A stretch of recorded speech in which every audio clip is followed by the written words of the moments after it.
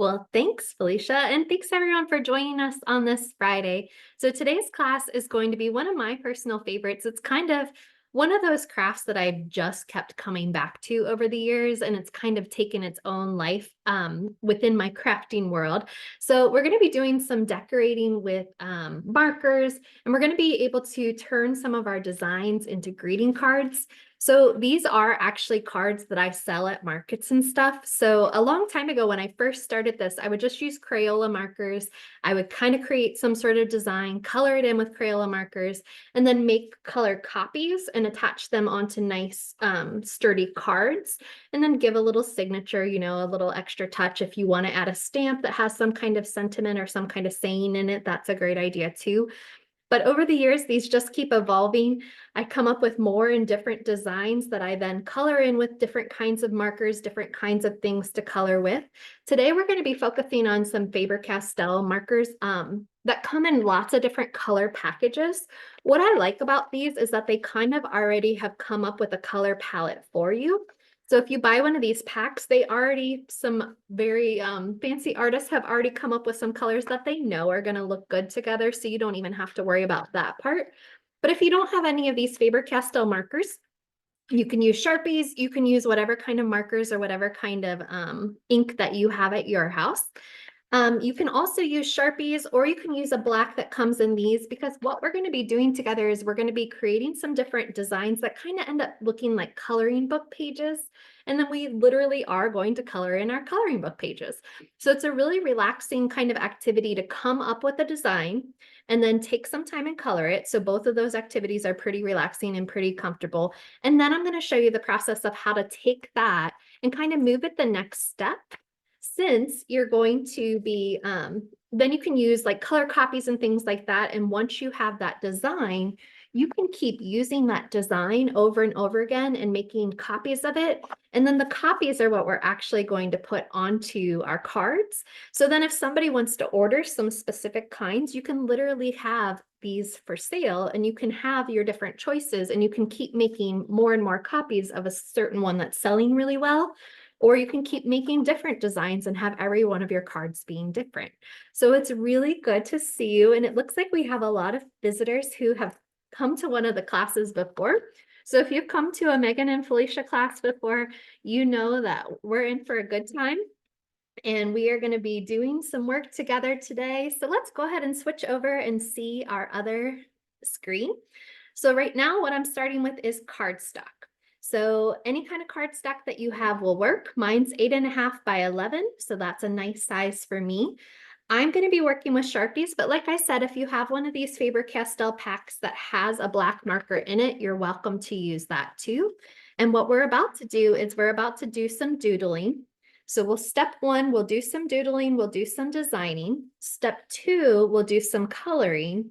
And then step three, I know you're not going to have access to a color printer yet, but I'm going to show you how you can take your original designs and turn them into some beautiful cards that you can make lots of copies of and lots of different versions that you could potentially sell. You could do this for the holidays. You could do this for birthdays. You can do this for just because. So I like to have my cardstock. When I'm making my designs, I'm actually going to give you access to some designs that I've just kind of made up myself. So Felicia has in the chat a PDF that has a bunch of different coloring book kind of designs. So this is just me playing around with making lines. I do kind of have a math background, so you'll see that sometimes I get pretty like, I love using my ruler, I love using my compass and just kind of coming up with all of that. So we are going to be doodling on a regular piece of cardstock. And you might notice that sometimes I like to have two designs on one piece of paper. And all of that is setting us up for success when it comes to making the cards later. So I'm going to take my piece of cardstock and I am going to go ahead and fold it in half. And I'm only going to make a design half the size of the piece of paper. So I'm going to make two designs per piece of paper. And if you leave both designs on this 8.5 by 11, then if you later take it to a color copy machine, it's easy to just lay down that 8.5 by 11 and make copies of it. And what I do in order to make my cards is you might make the copies at like 70% or 60% or 50%. You can also take 2 pages and you can put into a copy machine that you want to have 2 pages per sheet. And then it would end up having all 4 of your designs on one piece of paper. So that's a good way to save paper. We'll talk more about this when we get to this part, but I just want to show you that kind of what we're doing is we're going to make 2 different designs on this one piece of paper because it's going to be much easier for us to copy later using a copy machine. And that's how I make my beautiful prints. So here we go. I have a Sharpie, but feel free to use whatever kind of black pen, or if you want to start with a pencil if you're not feeling super confident. And I'm going to show you 2 different kind of basic doodles. The first one is a really easy one that kind of ends up looking something like this. So all you're doing for that style of doodle is you're going to be kind of drawing just lines. So I'm kind of pretending like I have one solid line and it can squiggle wherever it goes. And when it goes off the paper, I know that that line could potentially go back and connect to something. So when I'm putting some random doodles on a paper, I'm thinking about it being one continuous line that opens and closes at the same place. So I know that this would come back and close right here. And once you've kind of closed off one of your doodles, then you can begin a different doodle. So maybe I begin here and I kind of squiggle through some different spot. I'm kind of pretending like I'm coming off the paper and maybe I come back on the paper, maybe I go off the paper, come back on the paper, and even swing around and connect back to where I was. So all of our doodles, I'm sure, are going to look very different. So don't feel like you need to do it the same as mine, but just go ahead and kind of give yourself some things. I see some space up here that I want to break up into different doodles too. So I might add another kind of like half circle that goes off the page, and I know it would connect back over here. And maybe you want to go through another space and kind of give yourself another kind of interesting piece. And when you feel like you've done a couple that you like and that you filled the space in kind of a way that you feel comfortable with, then what we're going to do is anytime we have a cross section, when these 2 lines cross over, we're going to round out those edges. So where this is crossing right here, I made a round edge out of that, and then I can fill in with black that round edge, and I can make this a smoother kind of piece. And it's going to look like kind of like a stepping stone or like a mosaic when I end up doing that. And I'm going to do that every place that it starts to overlap. And I'm just rounding that out, and you can round it out as much or as little as you want, leaving as much or as little black space as you like. But I'm kind of giving myself some round little stepping stones. And I'm going to go to each one of those connectors and round them out. So this is step 1 of this first kind of doodle that we're doing together, is to lay down some lines that we know are kind of like continuous tracks. And then we're going to go back to all those places where they cross over each other and kind of round out those intersections to give us lots of good spaces for coloring. This is also a great activity for kids. I mean, it's great for adults because we're relaxed, we're having fun, and we're working on something that we know we can use to make cards with. But with students, when I was a classroom teacher, I would just make all kinds of doodles like this. And then after a test, I'd put a big stack of them out, and people would come and when they were finished with their test or finished with their homework for that day, then they could come and color. And it was just a really relaxing activity for all ages. So I've always enjoyed kind of creating these like coloring book pages. And then also what I like about making the black and white designs first is that I can use this exact same design and then take a couple of different color combinations. So when I find a design that I really like, I keep the black and white version and I don't color on it. And I actually make copies of it, because then maybe I want to make some in the blues. Maybe I want to make some with some really bright, vibrant colors. And I kind of just make different sets of the same kind of design to appeal to different customers.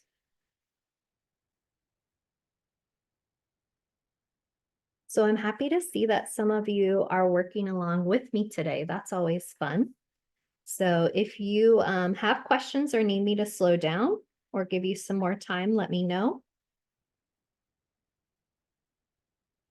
And so far, we're just making some doodles and connecting them and rounding them out on a piece of cardstock.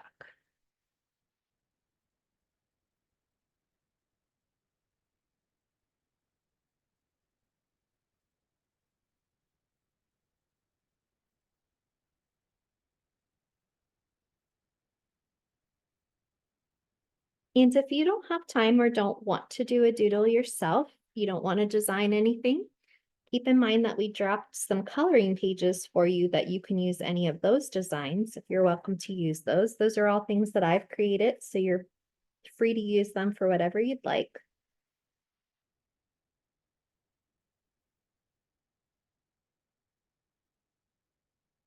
Okay, so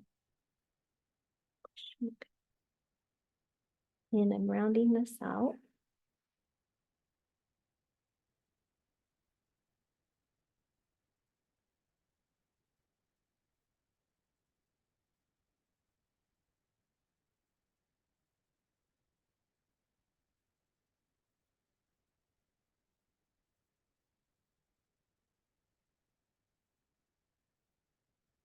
And I just love that it gives us lots of different places to go in.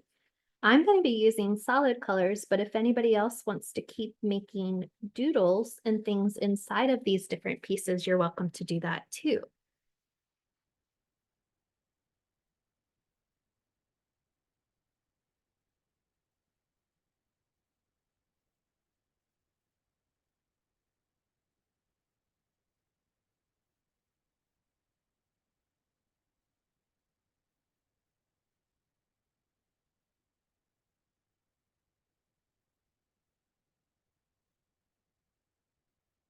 And I kind of like to keep my lines the same thickness. So I noticed that some of these are a little thinner than some of the other ones. So I'll go back at that point and kind of make them the same thickness so that it looks kind of uniform and nice in that way. Make sure that I didn't miss any of our intersections.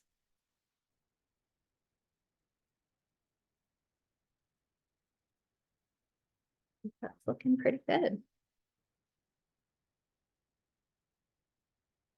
So now that you have this first kind of design, um, remember that we put our paper in half because we're going to try two different kinds.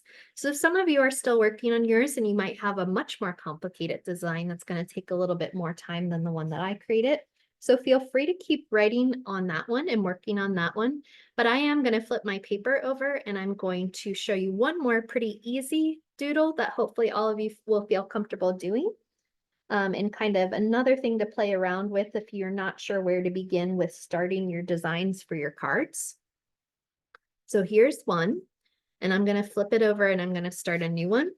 Another kind of design that my brain tends to love are kind of ones that look like this, where the lines are like noodles or ribbons, and they kind of overlap each other and do different things and kind of dance around the paper. So I find myself doing this one a lot when I'm stressed or just trying to like work something out. And it kind of reminds me of like things being tangled up and just kind of like working through it and finding ways of making it happening over and under and kind of weaving through life and different things going on. So the way that I do this one is I start by making some kind of ribbon or some kind of line, however curvy and however I want it to go across. And then once I have one line down, I kind of pick a certain thickness and I try to match the line as best I can with that thickness to make it more like a noodle or something that you can color in a ribbon if you want to think about it that way. And I also like to make several of the ribbons in a row. So I'm going to match that same line again as best I can. And I think one more time. And then maybe you want some overlap. So I might start a ribbon going in another direction with like a different kind of curve line. So start your new ribbon however you want it to be. And you're going to go back and match that with just about the same thickness if you can. But you know, if you make different thicknesses, that's just a different design. So that's okay to do also.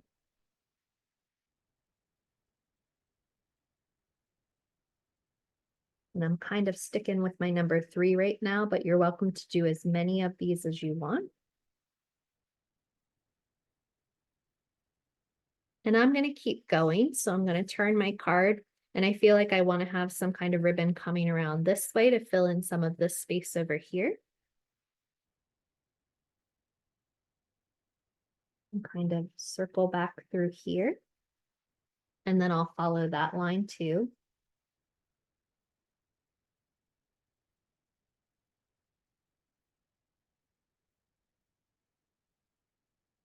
Now I have 2 of those sitting next to each other, and I'm just going to add a third one.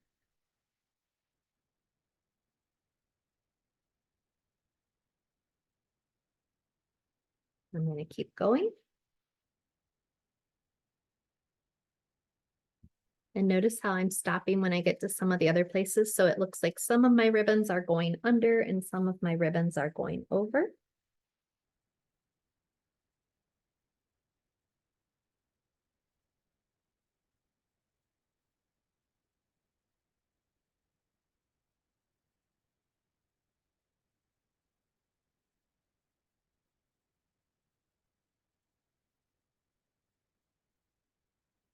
And you can decide too if you want to leave more white space or if you want to keep filling in.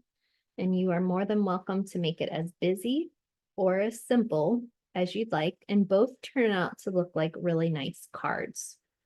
So feel free to leave it busy or simple. And I think both you're going to end up liking pretty well. And it's nice to have a variation. So like what I was talking about before, I like to kind of pick a color family and maybe start coloring several different designs, several different doodles in that same color family. And then I have a nice little stack that I can kind of sell at a market and kind of show a couple of different styles of that same color choice. And the color choices that I'm kind of working with today are coming from these Faber-Castell marker sets. So they kind of already picked out some color schemes for us, but feel free to create your own color schemes. And if you don't have these markers, you can always use some of the Sharpies. You can always use Crayola. You can use whatever kind of markers that you want to. So I'm going to do just a couple more lines in here, and then I think I'm going to be finished with my designing. And if you have questions on the designing portion, please let me know. And then I'm going to start moving on to some coloring next. So if you're moving at a different pace than I am, that is absolutely okay, because I think you can kind of watch as you go and just enjoy what you're doing. And I don't think you're going to miss anything too terribly difficult yet. So as of right now, I have my 8.5 by 11 sheet of paper, and I have 2 different really pretty doodles and designs to kind of work with. So these right now in the black and white version make for really great coloring pages.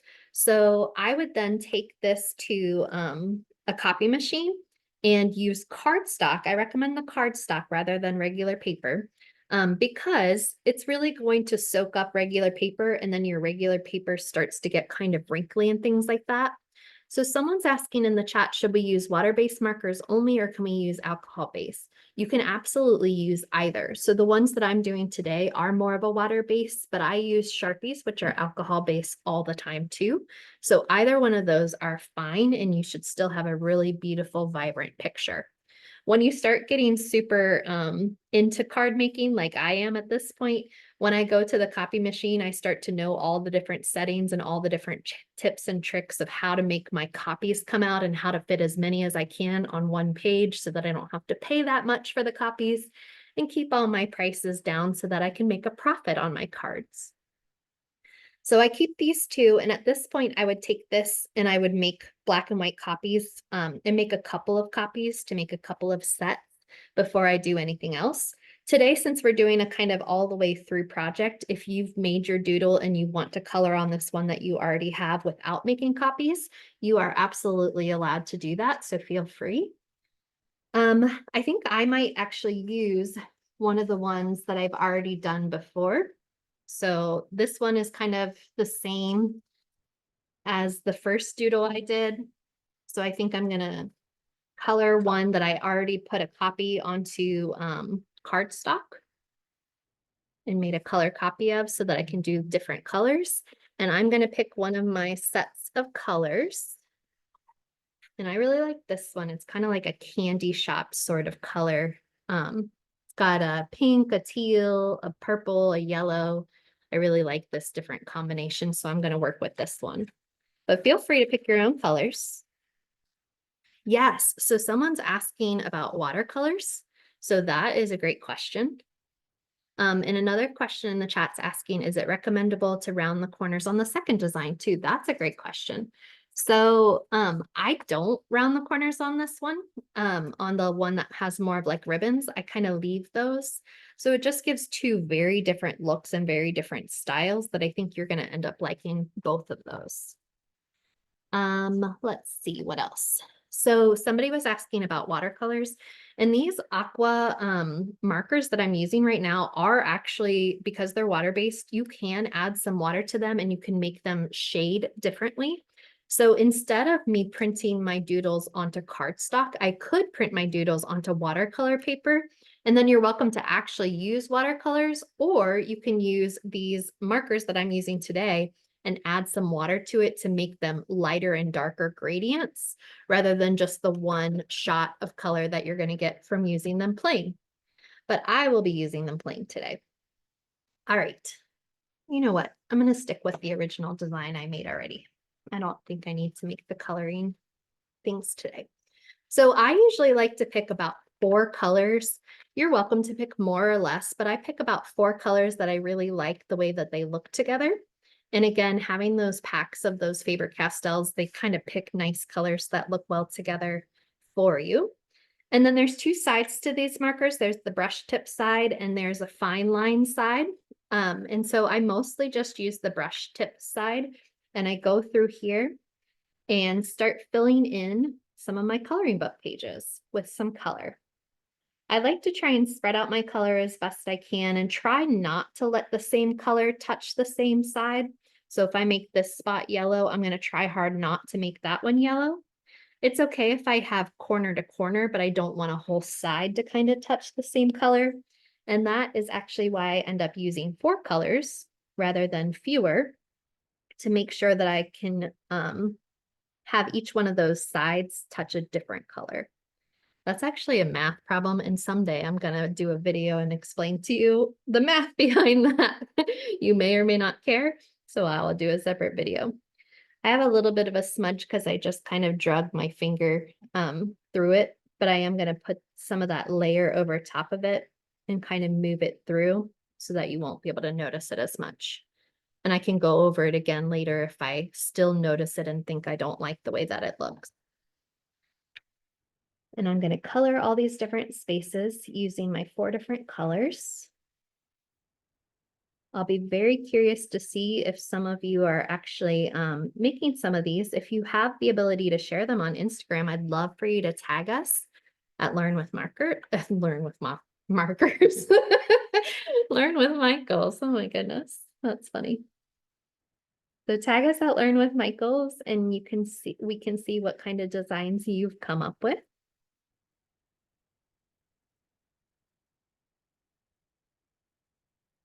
So another question asked, you want to try and fill it in with watercolors? So yeah, I would still use Sharpies, and I would still use Sharpies. And if you want to do it directly onto the watercolor paper, I would still use Sharpies and then switch over to your other markers. I probably wouldn't use the black marker of this because it'll spread too if you add some water to the paper.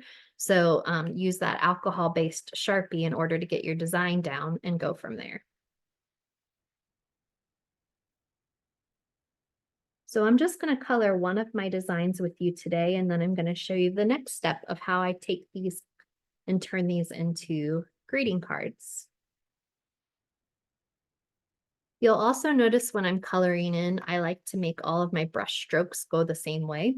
So with both Sharpies and with these Faber-Castell markers, they do kind of leave some overlap lines. So you can keep going back if you don't like the look of your brush strokes. You can keep going back and make them darker to kind of help them disappear.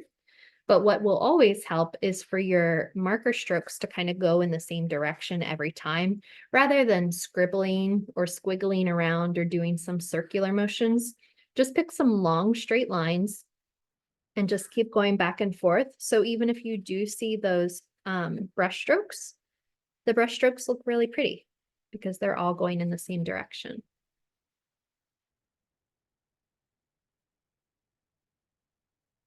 Space pink.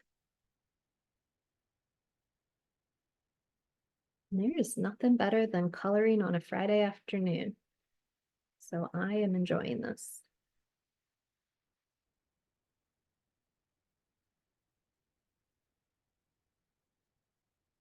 And if you're using a very light color and you pick up some of that Sharpie or some of that black, you can always kind of color off to the side to get rid of that black before going back.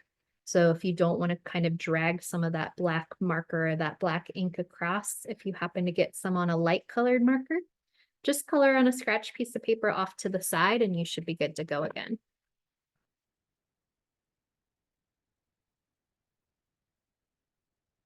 Easy with the light colors to get that caught up.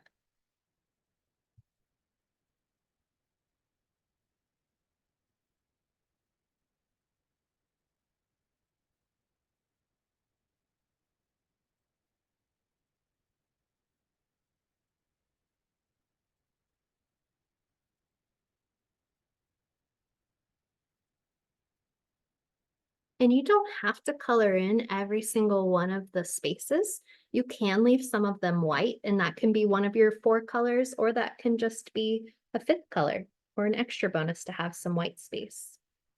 I also wanted to kind of show you one that I made where I had some of the white spaces and I went back with like a thin black, the other side of my design, and I just added in some extra lines.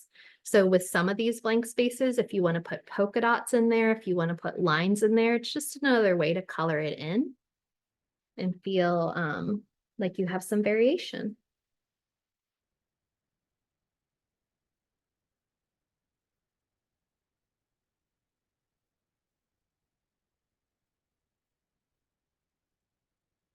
Usually when I'm picking which direction my brush stroke goes, I kind of follow the pattern of the design, and then I just kind of keep going with whatever line that is to fill in the rest of the space, just to kind of keep it in line with what I originally had on the paper.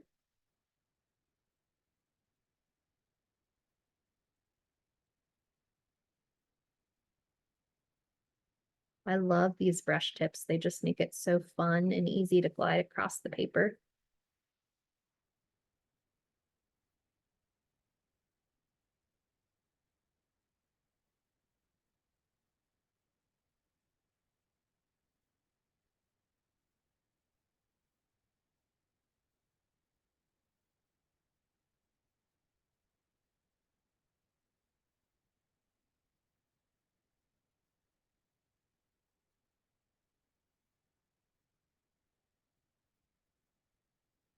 So while I'm coloring, I want to tell you that starting next week, we have something pretty cool called the Week of Jewelry Making. So if you've ever been interested in learning any kind of jewelry techniques, we have several different vendors, several different companies, several different teachers that are going to teach all different kinds of things, from like gluing rhinestones onto sunglasses to actually weaving beads, sewing with beads, creating bracelets, necklaces, all different kinds of things. So if you've ever kind of been curious about getting started in jewelry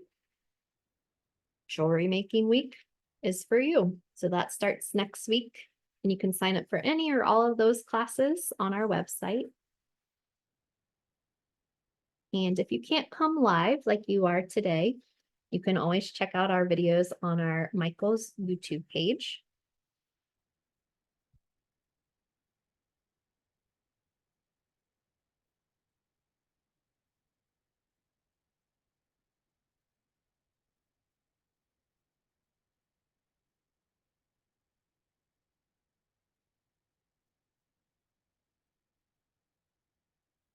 And I'm getting close with this.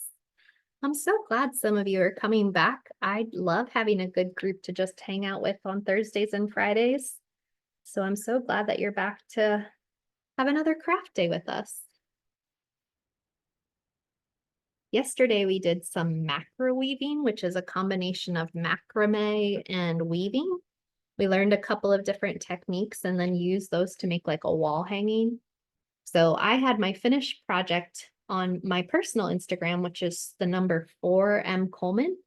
So if you want to kind of check around and see some of the different things that we've been up to lately, you can check out that 4M Coleman Instagram.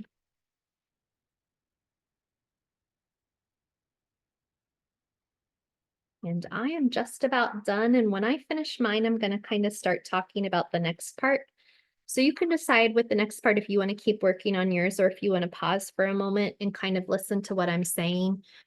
And then you'll know how to do it when you get to that part again.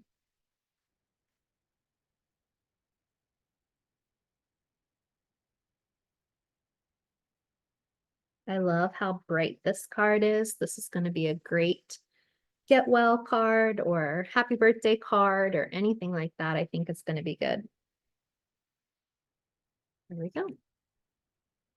What about the green? Alice is sad that I didn't use the green. Maybe next time. And kind of why I avoided the green was because before this class, I was, of course, messing around with these colors. And so I've already been kind of creating a set using these colors. So these are some of those coloring pages in that PDF that I gave you that you're welcome to kind of play around with and play with the different colors. So I do like to pick only like 4 colors. Sometimes I'll do 5, but for the most part, I stick with 4. So these are all different colors and all different designs that I've kind of gone with. And going back to the beginning, what I want to kind of refresh what we've done so far.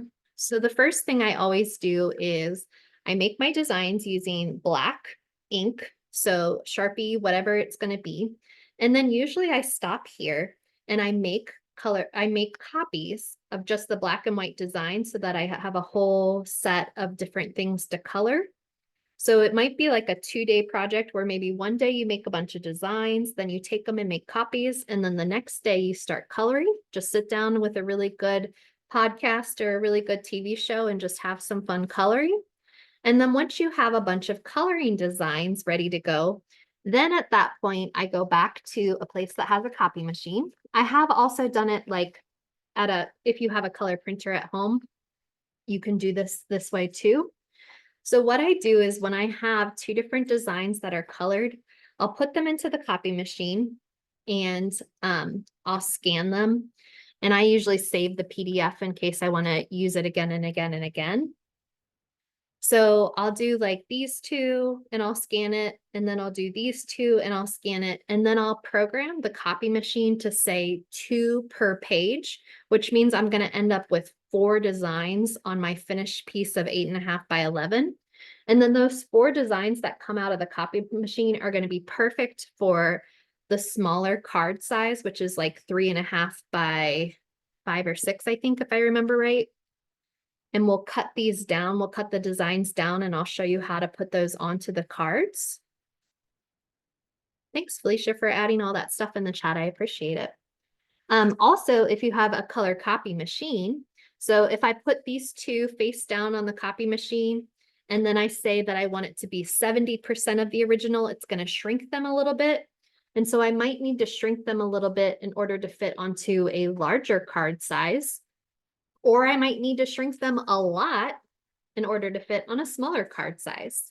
So these are all some color copies I got from copy machines. I've also done it where I printed it out from home printers, but I know that requires a lot of ink. So that's kind of up to you if you'd rather pay for it at a copy machine or if you'd rather do it with your own ink at home, depending on your setup. Once you have your color copies, I like to use a paper cutter.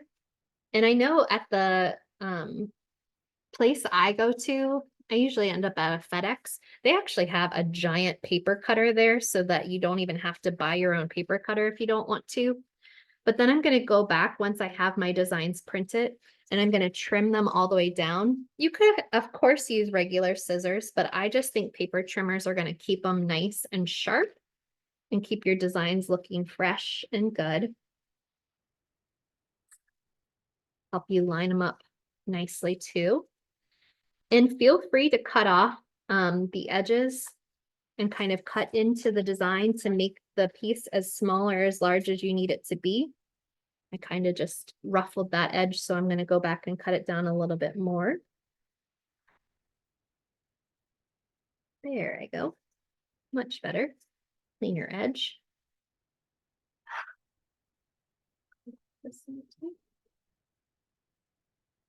So I go around my design and make sure that I have nice clean lines. And then depending on the size of the design will kind of depend on the size of the card that you're going to want to get. So I've been talking about one size of card is this very small size. I like to buy the Michael's Recollection cards that are folded. So be careful on the packaging. Sometimes it says flat cards, and a flat card means it doesn't have this perforated line for folding. So you would have to use your own trimmer if you had a scoring tool in order to get that nice crease in it. So look for a cards stack that have a folded card. And you can do the 3.5 by 6, or you can do a larger size, whatever you think works for you. I know that I usually leave my cards blank. And I have one friend who's so funny. She loves my small size cards because she's not one that has a lot of words. When she's sending something, she just wants the thought, and so she doesn't want to write you a very long message. So she loves these small cards so that she can just write 1 or 2 sentences and be done and not feel like she has to fill up the whole space. So that always makes me laugh. But you can have these 2 different size cards. Make sure that you're looking for the folded cards rather than the flat cards, and that'll help you. And if your design is still too big, so this one is a little bit too long for this small card, I can keep cutting down the design and kind of centering it to make it fit, or I can use a larger size card, and then I could put some extra cardstock underneath that, or I can just kind of position this. I like to leave a little bit of room offset so that I can write my little signature in there so everybody knows that I made that card. So that's one way to do it. I'm going to put this on a little card, so I am going to cut the 2 sides down just a little bit more. And then the next part of my card making technique is to use some kind of adhesive runner or to use double-sided tape. So once I have my design cut down to a size that I like on my card, kind of make sure that I like the way that it fits. And I might raise it a little again so I can have my signature down here. And then at that point, I take a tape runner or double-sided tape, and I go as close to the edge of the lines as I can. And I definitely make sure that I cover those corners, because those corners are really going to be important in keeping it nice and flat on the card. Ooh, goodness, got ahead of myself. So I have a Recollection tape runner that I'm using right now, but like I mentioned, you can also use double-sided tape. There's lots of other brands of tape runner too, so any of those are good. I don't recommend a glue stick. I do recommend a tape runner because a glue stick would kind of make the design curl up a little bit, and I don't want you to have any of that. And then I just center it and put it down. A little bit of an edge right over here I'm trying to take care of. There I go. And then I'll take, you can use one of the ends of your markers if you have a fine tip marker. And I like to make a little signature down at the bottom.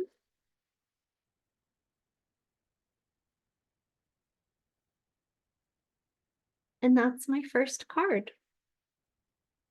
So this is a process. It's a fun process.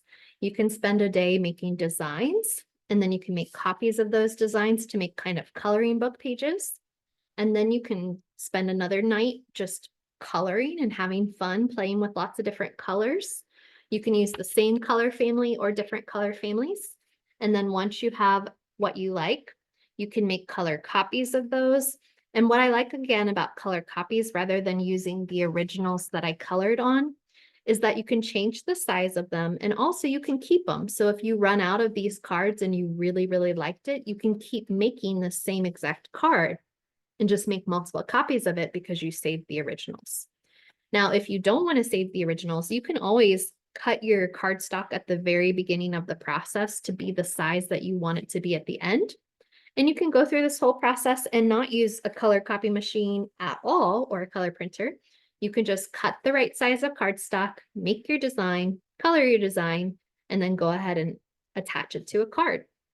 So I'm going to do the attaching it to a card part again, where I'm taking one of the pieces I've already copied, and I'm just going to cut it down and make sure that my lines are straight and attach it onto a nice card.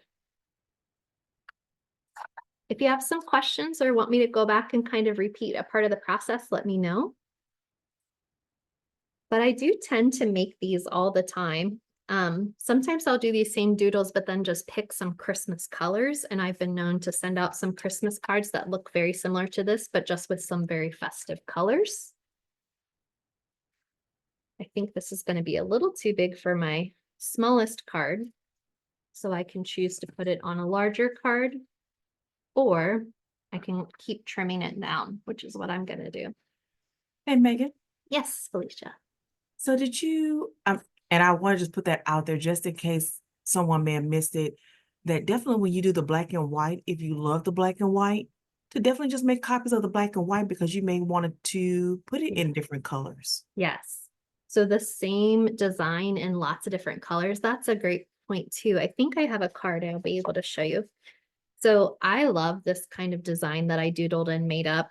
I don't know, it just really strikes me. So I have it in this with these blues, but then I also have it, I've done this one quite a bit because it's been pretty popular for me to sell too.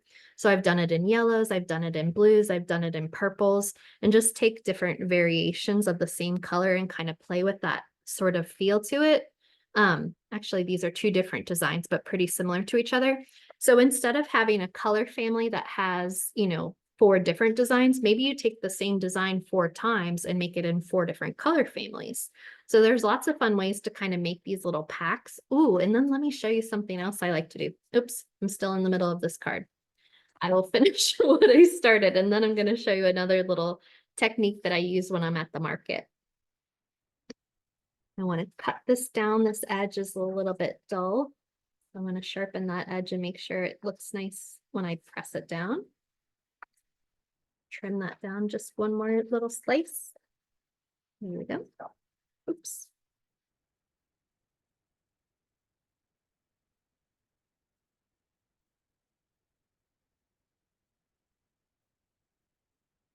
There we go. All right. And I'm going to use, sometimes I like to make my cards open this way, and sometimes I like them to open this way. So for this one, I'm going to try it a different direction, and I'm going to leave space for my signature down at the bottom. So I'm going to use my adhesive and make sure I get as close to the edge as I can. Make sure I grab those corners so that it doesn't come peel up or bubble up at all.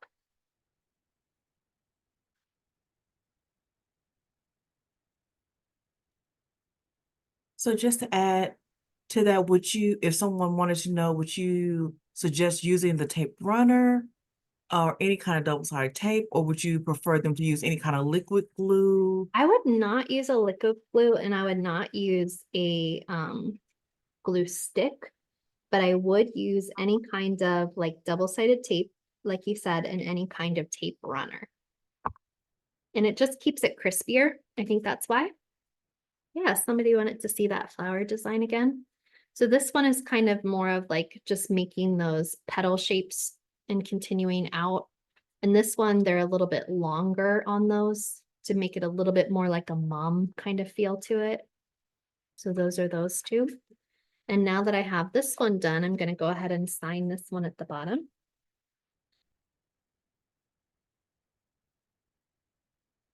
If you don't have space on the front, you can always sign your cards on the back too. And then if you have a stamp or if you have a sticker or you have something where you want it to say something nice in the middle, you can. But I tend to sell my cards blank and then people can turn them into whatever kind of cards they want.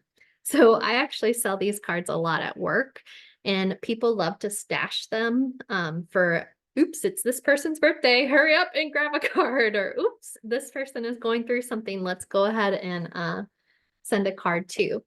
So there's a question about the weight of the cardstock used for printing. Any normal size cardstock, I honestly don't know what the weight of a normal size cardstock is. Felicia, you might be able to grab that for me off of the supply list. I don't know what weight it is, but it's just normal pack of cardstock. We'll see if we can find that out for you. Yeah, according to the actual package, it's a 65 pound. There you go. Okay. Ooh, Nia. Nia?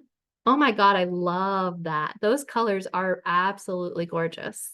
Someone sharing with us. That's beautiful. Thank you for sharing that. That's going to turn out so good. So you can keep that just the way it is.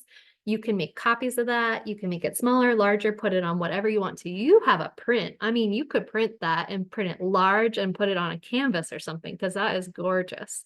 So lots of things to do with what we've been doing today. I do want to show you one more of my little market day tricks that I've been using when I actually go and sell these. So I don't like to use a lot of plastic packaging. So what I like to do is I like to take a strip of paper. So just one thin strip of paper from my 8.5 by 11 kind of scraps. And then when I have my cards completed and I have all the envelopes that go with them, I'll stack them up into a nice little pile and then watch this. Boom. This is how I kind of package them together without having to buy all that extra plastic and extra things that I don't really want to use. But I also don't want them to come apart. And then at this point, I sometimes will print my 4M Coleman logo on this, or you can write on it, or you can write the price on it. But you can use this as kind of like a little thing to hold the cards and also the envelopes that go with it to make sure people don't forget to take their envelope with them too. So that little cut a strip, wrap it around like a little band has been a real game changer for me a lot of times. I also bought a little stamp that says the logo for M. Coleman, so I can stamp that on there too, and it'll look nice and kind of professional. So lots of ways to up your game. I'm still kind of a novice. I'm still kind of just getting out there, but the more you practice, the more ideas you come up with when you start going to some different markets and seeing what everybody else is doing too. So I think we are just about at the end of our class for today. So if you were able to make anything, I would love to see what you're working on. Feel free to share those at Learn with Michaels. You can tag us. You can also use our hashtag Learn with Michaels. And I'll just kind of do a quick show and tell myself of some of the different colors and designs that I've made before. And then I'll take these and I'll keep making my own stacks of cards. And someday, if we ever meet in person, maybe you will see some of my cards. You just never know where they might appear. So there we go. I think that's about it for today. So somebody asked a great question about price point. So you don't want to undervalue your work, but you also don't want to outprice yourself so that people aren't going to buy. So what I usually end up doing is I might do, if I was able to keep my price down really low, which usually I can because I work for Michaels and I get a discount, I might sell 4 of these for $5. If they didn't take a lot of time and if they were something that I could quickly just print and make it happen. But you can, some of my other cards I usually do for $2 each or $2.50, things like that. So if it's an original piece and there's really only one of them and you made it from scratch, don't undersell yourself. But since these are kind of like ones that can be reproduced, that's why I can keep it a little bit at a lower price and it's not going to hurt me. I can just reprint some more. So yeah, this has been great. I do include the envelope. I don't have them with me right here, but when I make my little sets, even if I just sell one single card at a time, I'll put the envelope, I'll put the card in this little holder together. and I'll have those out on a table at a market so that people can pick one at a time.